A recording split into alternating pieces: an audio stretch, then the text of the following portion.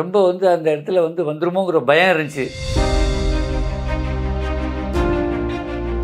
எப்பவுமே சர்ஜரி பண்ணல, அது வந்து பயாப்சி தான் எடுத்தாங்க, வேற ஒன்றுமே இல்லை. யூரின் ப்ராப்ளம் வந்து அடிக்கடி இருந்தது. சரி, நம்ம வந்து இந்த ட்ரீட்மெண்ட் ஆரம்பித்த பிறகு ஓகே.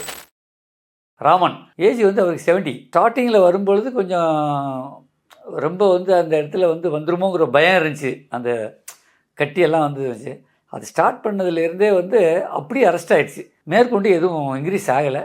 அப்படியே கண்டினியூ பண்ணி சாப்பிட்டுக்கிட்டு இருக்காரு. டயட்ஸ் எல்லாம் வந்து கரெக்டாக இவர் சார் சொன்னபடி ஃபாலோ பண்ணிகிட்டு இருக்கோம். எப்போவுமே சர்ஜரி பண்ணல, அது வந்து பயாப்சி தான் எடுத்தாங்க, வேறு ஒன்றுமே எடுக்கல. கன்ஃபார்ம் தான் பண்ணாங்க, மற்றபடி எதுவும் இது இல்லை. அதுவும் ஆக்சுவலாக வந்து அவங்களால எத்தனை பேக்ஸி எடுத்து கண்டுபிடிக்க முடியல. சரி, நம்ம வந்து இந்த ட்ரீட்மெண்ட் ஆரம்பித்த பிறகு ஓகே. அதாவது வந்து முன்னாடி வந்து இம்ப்ரூவ்மெண்ட் என்னன்னாக்கா 3 டைம்ஸ் சாப்பிடும் பொழுது கொஞ்சம் யூரின் ப்ராப்ளம் வந்து அடிக்கடி இருந்தது.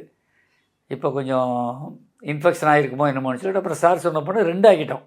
இப்போ நார்மலாக இருக்குது. ஃபுட்டெல்லாம் ரொம்ப கரெக்டாக ஃபாலோ பண்ணுறோம். இவர் சார் சொல்கிறபடி டயட்ஸு வந்து எதுவுமே மாற்றுறது கிடையாது, கரெக்டாக ஃபாலோ பண்ணிகிட்டு இருக்கோம். 3 டைம்ஸு கொடுத்துக்கிட்டு இருந்தோம். இப்போ கொஞ்சம் பெட்டராக இருந்தோன்னா சரி அப்படின்னு சொல்லிட்டு 2 டைம்ஸாக மாற்றிருக்காரு. அந்த சில ஒரு அறிகுறிகள் லேசாக வர்றது உடனே வந்து மறைஞ்சிருது, அது ஒன்றும் இது இல்லை. ஆனால் கண்டினியூவாக வந்து இப்போ கிட்டத்தட்ட ஒரு 6 மாதமாக எதுவும் வந்து இன்க்ரீஸ் இல்லை.